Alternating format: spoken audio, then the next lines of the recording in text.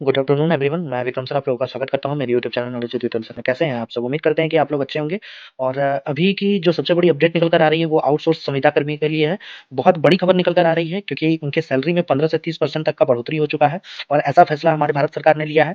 कहा गया है कि समान काम पर समान वेतन जारी किया जाएगा, क्योंकि आउटसोर्स के जितने भी संविदा कर्मियों पर बोझ बहुत ज़्यादा होता है। वो काम तो एक सरकारी कर्मी के बराबर ही करते हैं, लेकिन उनकी सैलरी में बहुत कमी देखने को मिलती है। तो सरकार का ये बहुत अच्छा कदम सामने आया है। तो चलिए डिटेल से जानते हैं इस पूरी सूचना को कि आखिर क्या पूरी सूचना है और न्यूनतम वेतन कितना मिलेगा आप लोगों को और मैक्सिमम कितना मिल सकता है अगर आप आउटसोर्स या संविदा कर्मी हैं। तो चलिए वीडियो को स्टार्ट करते हैं। और अगर आप न्यू व्यूअर्स हैं तो मेरे चैनल को सबसे पहले सब्सक्राइब करके बेल बटन दबा दें, ताकि पल पल की अपडेट ऐसी ही गवर्नमेंट जॉब्स, गवर्नमेंट योजना और बाकी सारी इन्फॉर्मेशन आपको समय समय पे पता चल सके सबसे पहले। तो चलिए वीडियो को स्टार्ट करते हैं।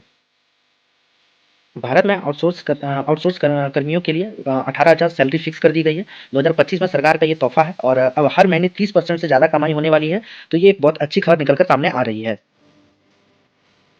भारत सरकार 2025 में आउटसोर्स और संविदा जो कि कॉन्ट्रेक्चुअल कर्मचारी के लिए एक नई योजना लेकर आई है। इस योजना का उद्देश्य उन कर्मचारियों को बेहतर वेतन यानी बेहतर सैलरी, नौकरी की सुरक्षा यानी जॉब सिक्योरिटी और अन्य सुविधाएं प्रदान करना है। इस नई नीति के तहत आउटसोर्स कर्मचारियों की सैलरी में कम से कम 15% और ज्यादा से ज्यादा 30% तक की वृद्धि की जाएगी। यह वृद्धि कर्मचारी के अनुभव, कौशल और प्रदर्शन के आधार पर तय की जाएगी।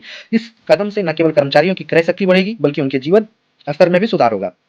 नई पॉलिसी के अनुसार आउटसोर्स कंपनियों कर्मचारियों की कम से कम सैलरी 18,000 रुपये प्रति महीना तय की गई है। इसके साथ ही कंपनियों को यह भी ध्यान रखना होगा कि कर्मचारियों को समय पर सैलरी मिले। हर महीने के 7 तारीख तक सैलरी मिल जानी चाहिए। साथ ही अगर कोई कंपनी देरी करता है तो उसे जुर्माना लगाया जाएगा। सरकार ने एक नया आदेश जारी किया है जिसका नाम है समान वेतन समान मांगे।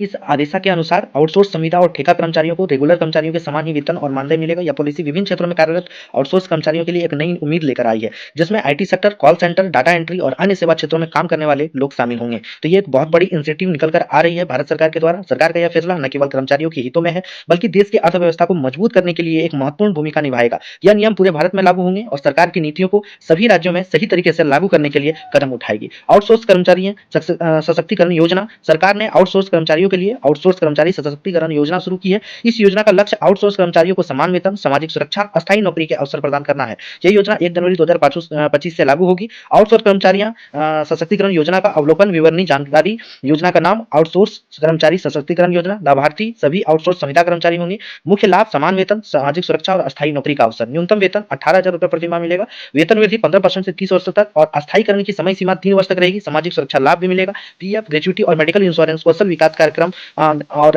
निःशुल्क लागू होने की तिथि 1 जनवरी 2025 रहेगी। अधिकतम काम के घंटे 48 घंटे प्रति सप्ताह होने वाली है। छुट्टियां 15 दिन, सालाना पेड लीव मिलेगी। तो ये बहुत बड़ी खबर निकल कर आ रही है आप लोगों के लिए। तो आप लोगों को खुश हो जाना है और ये बहुत अच्छी एक तरह से योजना लागू की गई है। इससे मजबूती मिलेगी अर्थव्यवस्था को भारत की। तो चलिए ऐसी ही अपडेट पाने के लिए मेरे चैनल को सब्सक्राइब करके रखिए।